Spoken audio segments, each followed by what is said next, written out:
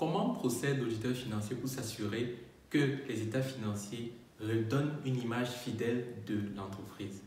Dans cette vidéo, je propose de voir avec toi l'approche par les risques qui est utilisée en audit financier.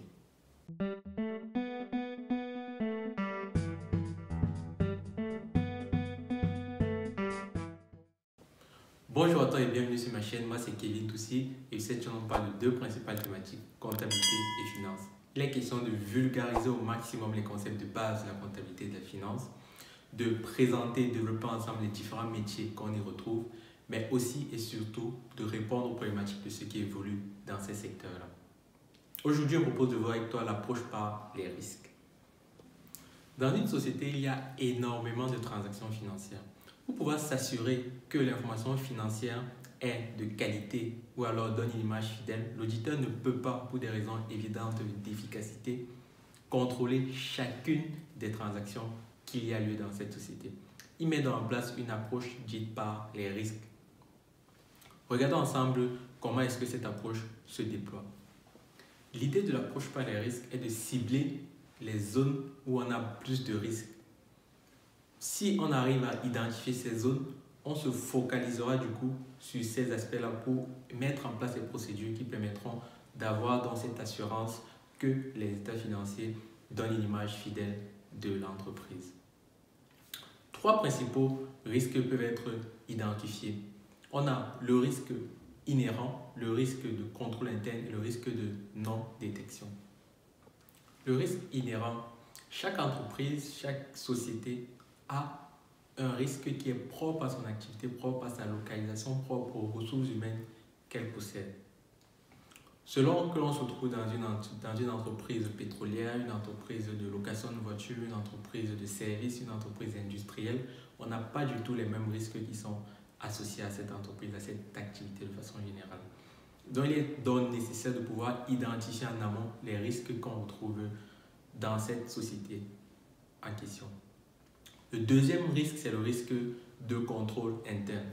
Face à ces risques inhérents-là, la société elle-même met déjà en place des moyens pour mitiger, pour limiter l'erreur ou alors la fraude qui peut naître de ces différents risques identifiés en amont.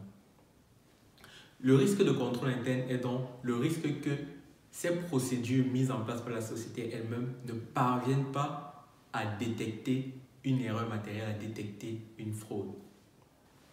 La combinaison de ces deux risques-là permet donc à l'auditeur de comprendre d'abord les risques inhérents, de comprendre le système de contrôle interne mis en place par la société, de l'évaluer pour savoir s'il est efficace, s'il est pertinent, et en fonction de ces deux éléments, mettre en place une stratégie d'audit qui sera donc ciblée sur les zones in fine à risque.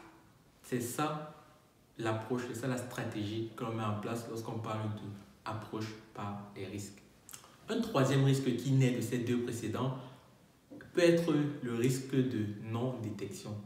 En clair, c'est le risque que les procédures mises en place par l'auditeur ne permettent pas de détecter l'erreur, de détecter une fraude.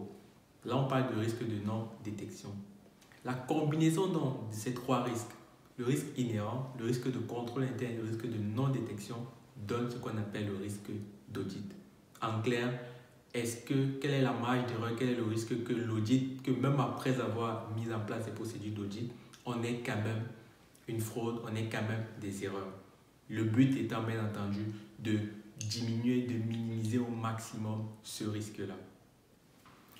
Une autre déclinaison de cette approche par les risques, c'est la définition de seuil de matérialité ou alors seuil de signification.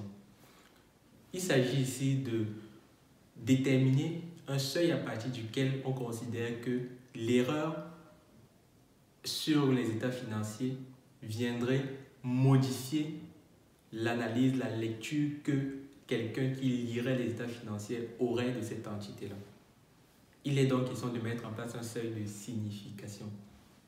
Pour faire simple, prenons un exemple, une société comme EDF ou alors Total, une grande société, une grande structure, une erreur sur ses comptes de 1000 € n'influera jamais ou bien jamais la lecture que quelqu'un qui aurait les états financiers de Total entre ses mains ferait s'il y avait plus ou moins 1000 euros dans ses comptes. Parce que, bien entendu, dans une entreprise comme Total, on ne parle pas en milliers d'euros, mais on parle plutôt en millions d'euros. A contrario, une entreprise, une start-up ou alors une entreprise toute naissante, une erreur de 1000 euros serait très très dommageable pour elle. La lecture qu'on ferait serait très très différente s'il y avait ou pas ces 1000 euros-là. Selon donc les sociétés, selon la taille, selon plein d'autres indicateurs, l'auditeur met en place des seuils de signification pour pouvoir dire à quel moment une erreur peut être significative, peut être matérielle et ainsi modifier la lecture que feraient des parties prenantes, des personnes qui auront les états financiers de la société. L'approche par les risques est donc une approche qui permet de cibler les zones à risque, les zones sur lesquelles il est nécessaire de creuser davantage, bien entendu parce que l'auditeur ne peut pas vérifier chacune des transactions. Il met d'ailleurs en place un seuil de signification pour pouvoir définir à quel moment il doit creuser, à quel moment il peut décider que cette erreur n'est pas matérielle et ne pas effectuer plus de procédures que cela. Si cette vidéo t'a plu et que tu trouves cela intéressant, n'hésite pas à liker, cela m'aide énormément. Et à très vite pour une nouvelle vidéo.